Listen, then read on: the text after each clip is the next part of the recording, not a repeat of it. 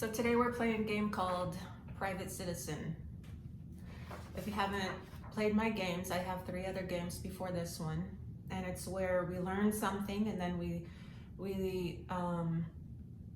learn how to think about that new thing that we learned. So it's I explain something to you and tell you what it means, and then I'll say something like a short phrase and you'll say private citizen. So it's an interactive game. So this game today is called Private Citizen, and I'll explain to you what a private citizen is.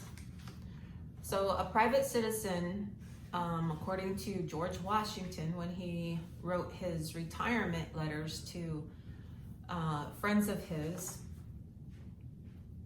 he says that he's retiring from public service and he's going to retire into the private life as a private citizen, he's going to retire into quiet life as a private citizen on the Potomac River. Okay, so when he was in service to the public or in service as a public servant, he was considered a public citizen. When he retired into the quiet life as a private citizen.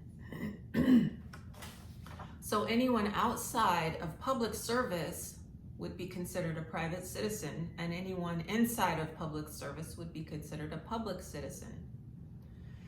So when you decide to go to work as a government official, you switch from being private into public.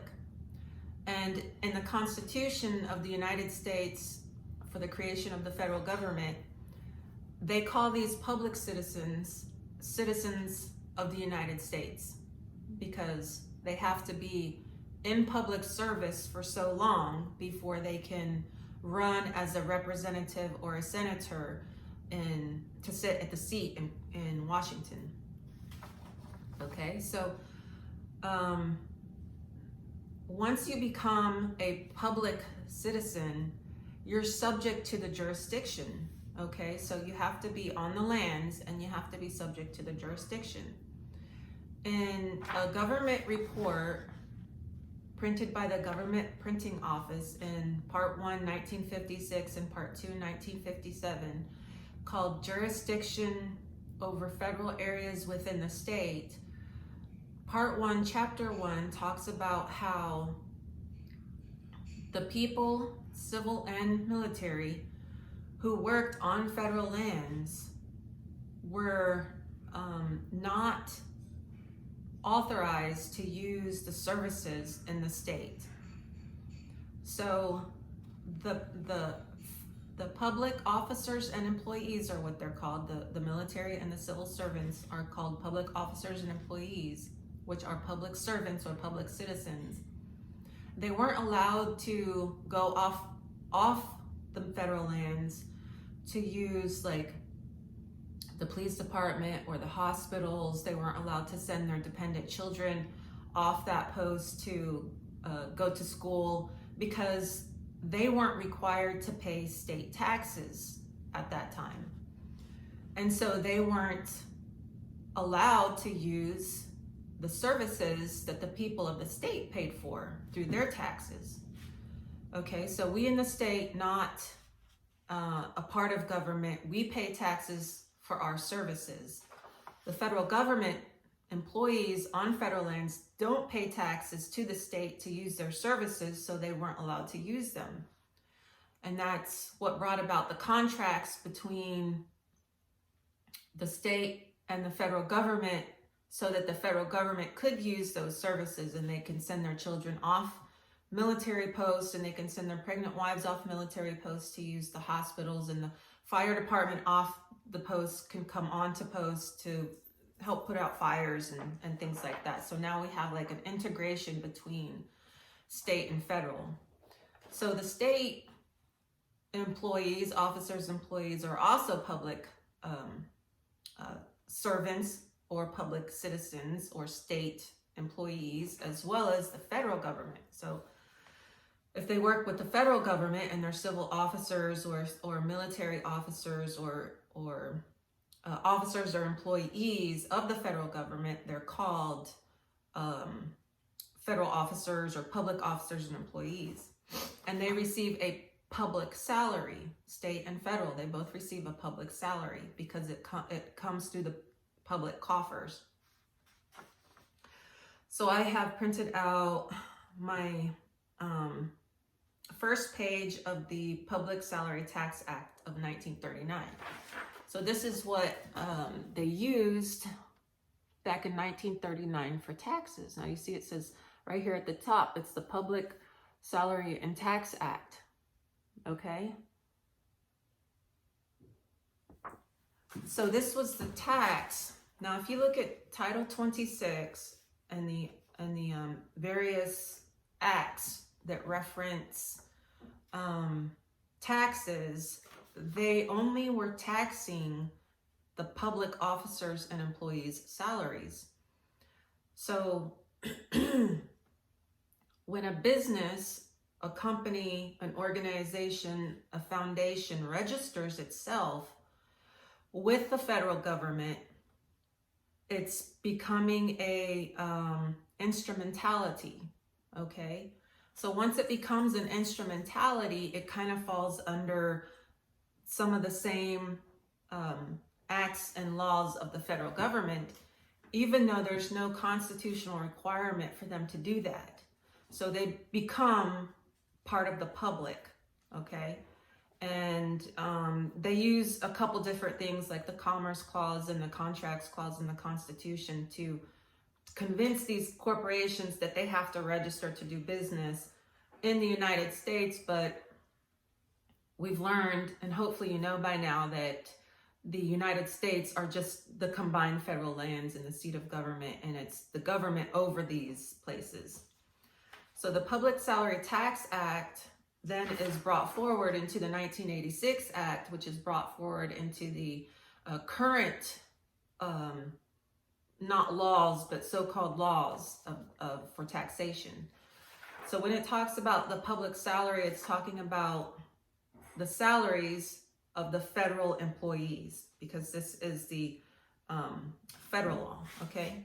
And it applies to those people receiving federal monies. And a friend of mine reminded me the other day that you can find that in the current code. It's in Title 26, I think it's like 6331A. If I'm wrong, I'll post the correct one into the comment or the description, and then you can go look that up and you'll see it says public officers and employees, instrumentalities, etc. And what it's talking about is the people who receive public money. Okay, so now here's where we play the game. So I say something like, so now that you know what the difference is between a public and a private citizen, you have to decide whether you're public or private, and whether you work sometimes public and the rest of the time you're private. If you have a private business and you're just operating maybe out of your home or off of a storefront out on the street somewhere, my understanding is that you're still considered private. That once you register your business either with the state or the federal government, that's when you become an instrumentality, and then you come under the laws. But they're not really the constitutional laws, they're the laws not positive, and I've talked about also that in another video. So if you want to know more about that, you could go check that out.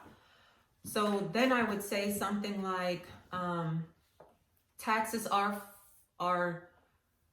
for federal officers and employees who receive public money, not for, and I pause and you say not for private citizens, okay? So anyone not working for the government is a private citizen. Anyone not registered to do business with the federal government is that's right, a private citizen. Anyone who wants to be left alone might be a private citizen. anyone who wants to retain all of their natural rights under the natural laws expressed in the Declaration of Independence would be a private citizen. Anyone who wants to make money and keep it to themselves without having to pay a bunch of money to the government might be a private citizen. So anyone who wants to carry an arm, no matter what type of arm that is, it could be a knife, it could be a semi-automatic, an automatic, any kind of arm, any kind of weapon, would be, without a license, would be a private citizen. Anyone who wants to drive on the road without a license would be a private citizen. Okay, so anyone who doesn't want to come under federal or state authority would not apply for those licenses and not call themselves a public citizen because they want to remain in the quiet life, the private life outside of government.